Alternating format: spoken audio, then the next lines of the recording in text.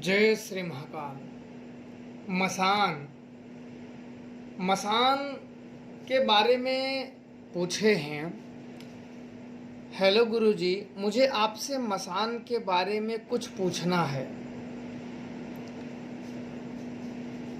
मसान क्या है, देव या भूत? क्योंकि हमारे घर में भी है और हम बचपन से उनकी पूजा करते आ रहे हैं और माता काली भी हैं। पर यूट्यूब पर उनके बारे में बहुत कुछ बोला जा रहा है। मुझे बताइए कि क्या है मसान।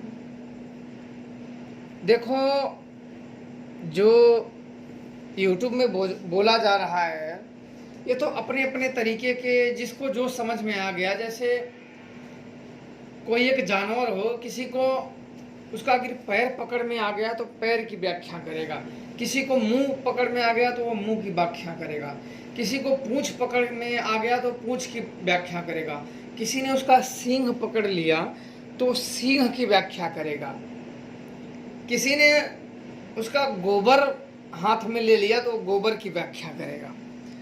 तो इन सब का तात्पर्य यह है कि जिसको जैसा अनुभव हुआ या जिसको जैसी अनुभूति हुई या जिसने अपने हिसाब से बना लिया या सोच लिया, उसने उसी प्रकार से व्याख्या कर दी।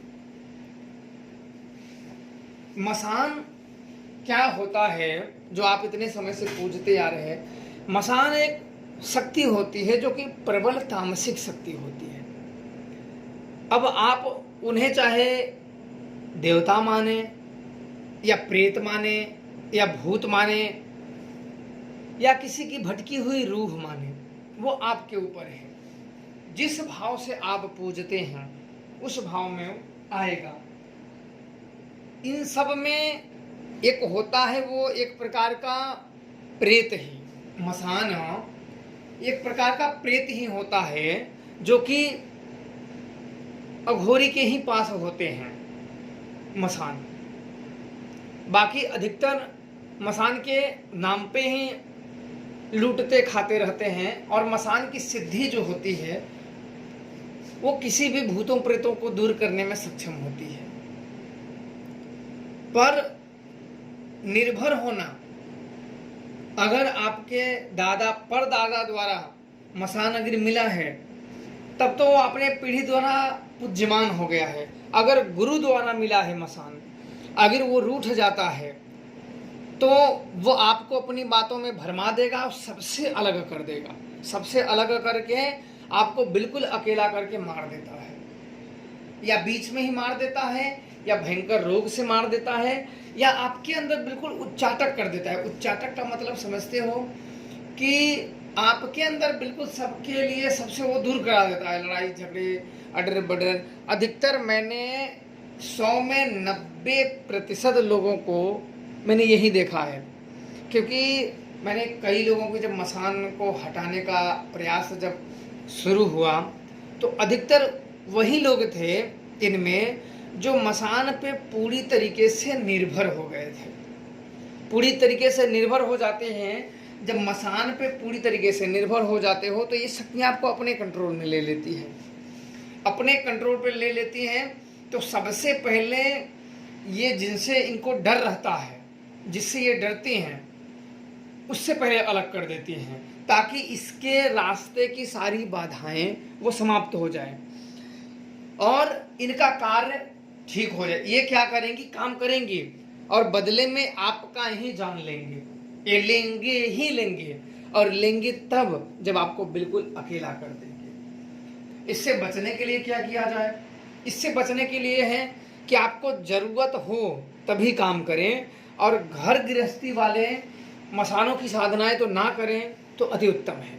जिनके पास मान लो पहले से हैं उनको तो ठीक है, कोई बात नहीं, पर घर गृहस्थी वाले लोग मसान साधनाएं ना करें, या करें तो सिद्ध गुरु साथ में हो, मार्गदर्शन में करें, ताकि कभी अगर ऊंच नीच हो जाता है तो आपकी रक्षा हो पाए। क्योंकि जीवन बहुत अनमोल होता है, उसे यूं ही गंवाने का प्रयास नहीं करना चाहिए। कोई भी व्यक्ति हो, जीवन बहुत अनमोल होता है। हमें किसी भी परिस्थिति में जिंदा रहना है।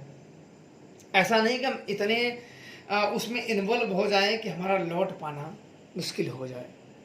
और मसान साधना एक प्रबल, जो मसान मुर्दों की लाश, उनकी हवन, मुर्दों की मांस का भोग लेता हो, तो आपको क्या लगता है कि आप पूजोगे तो आपको छोड़ देगा? वो आपका ही मांस खाना शुरू कर देगा। जब बिगड़ जाता है मसान ना, बिगड़ जाते हैं वो जब पास में है ना, कोई भी देखो, कोई भी रिश्ते हों अगर पास में हो तो उसमें तू मैं तू तारी हो ही जाती है। इसलिए कई अनेक शक्तियों को रखना चाहिए, कई अनेक शक्तियां। मेरे पास कई मसान हैं और मैं आज इन मसानों से लगभग ना के ही बराबर काम लेता हूं। ऐसा नहीं है, जो गुरु आसनी है, एक शब्द बुलाओ वो तुरंत कार्य के लिए जाएगा, चाहे वो काम अच्छा हो या बुरा हो। और आज तक मैंने उस मसान से, जो गुरु आसनी पे गुरु द्वारा मुझे मिला था, आज तक वो मसान किसी भी कार्य में असफल नहीं हुआ है वो मसान।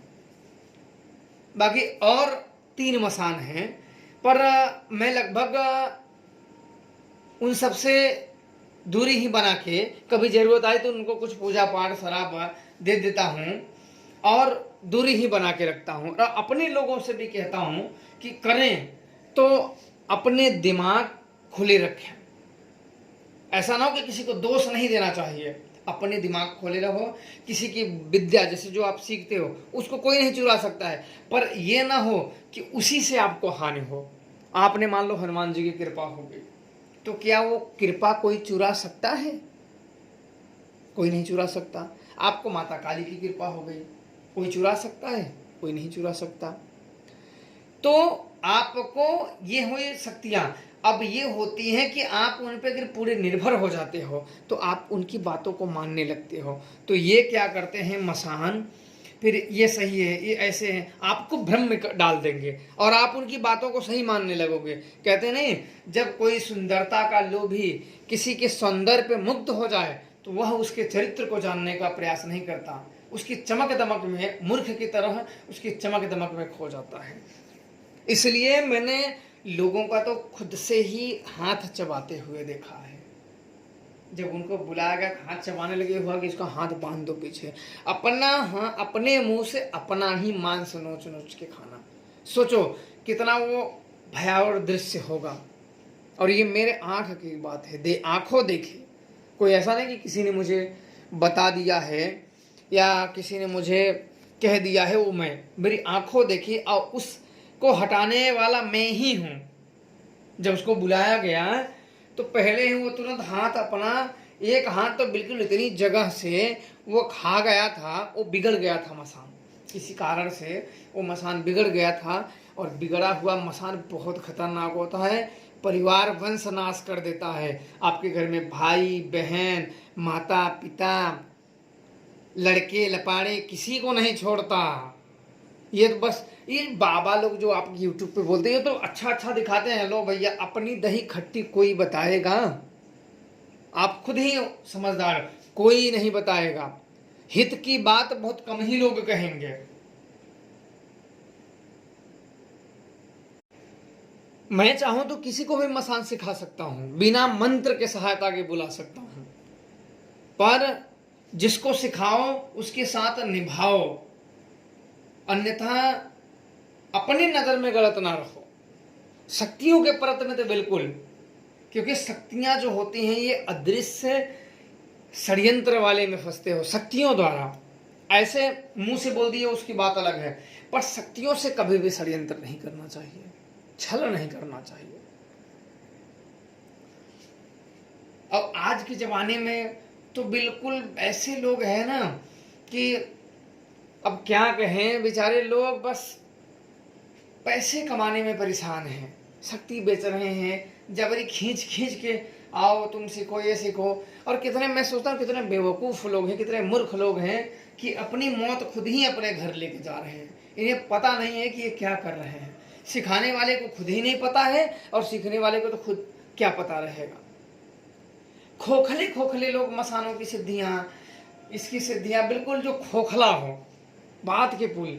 तो एक नहीं, एक की बात नहीं है, उससे मैंने कई ऐसे यूट्यूब, क्योंकि सभी के पास, उन लोगों का ऐसा हाल हुआ कि आप सोच नहीं सकते हो।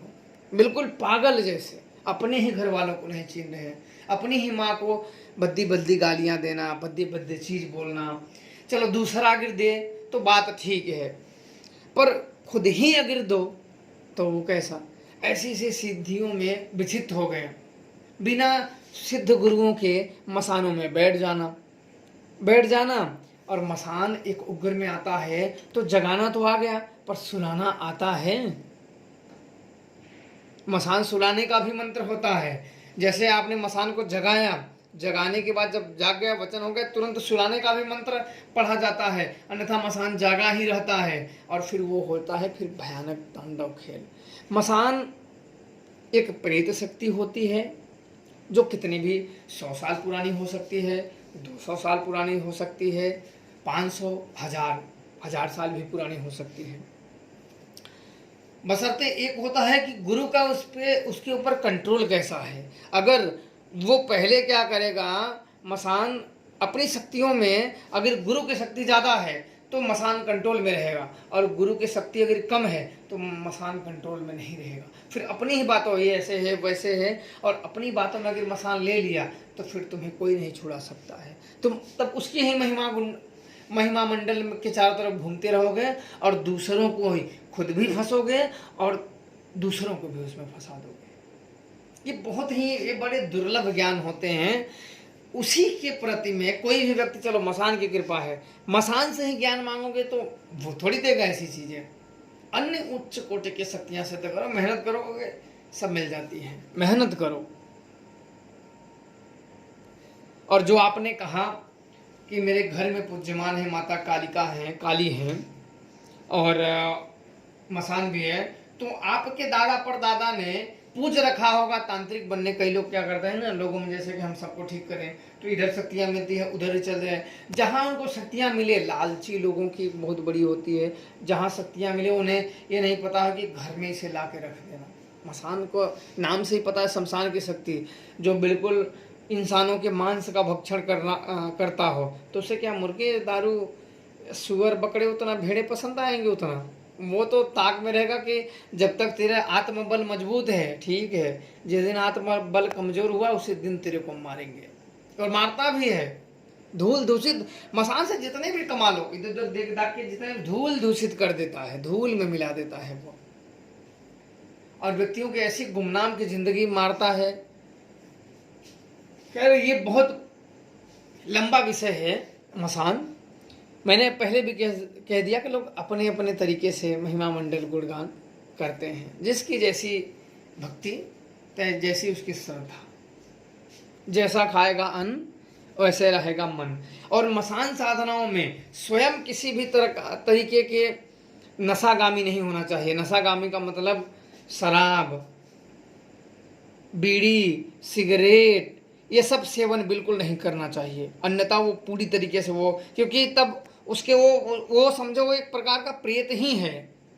क्योंकि जो शरीर पे हावी होकर शक्तियाँ इन सब का सेवन करे, खुद अगर व्यक्ति होश में करता है तो बात अलग है, लेकिन शक्तियों के आने के बाद अगर वो सेवन करता है तो वो शक्तियाँ उसके शरीर पे चढ़ के भोग करती हैं। तो ये प्रेत शक्तियाँ होती हैं जो किसी के शरीर पे चढ़ के उपभोग करती हैं और बाद में उसका कल्याण करती हैं, और यही चीज़ें धीरे धीरे उसको खोखला करते करते मौत के घाट उतार देती हैं और फिर उसका भी भक्षण कर लेती हैं। इतना ध्यान रखो, कोई भी अगर सीखनो तो उस गुरु के मार्गदर्शन में सीखो, सिद्ध गुरु के। और अघोरी, ऐसा नहीं, आजकल तो सभी अघोरी बने हुए हैं और वीडियो बनाने का तो चलन चला ही है। वो जो मसान को सिद्ध भी करा सके और उसको जरूरत पड़ने पे कैद भी कर सके, इतनी तो शक्ति तो होनी ही चाहिए, अन्यथा वो तुम भी जाओगे, तुम्हारा गुरु भी जाएगा, दोनों जाएंगे। मसान के बहुत विचित्र विचित्र अनुभव हैं, फिर कभी मैं बताऊंगा इस मसान के अनुभव में, और तब आप लोगों को समझ में आ जाएगा। अगले मैं वीडियो में मसान साधना के अनुभव बताऊंगा जो गुरु और शिष्य के साथ हुआ क्या था।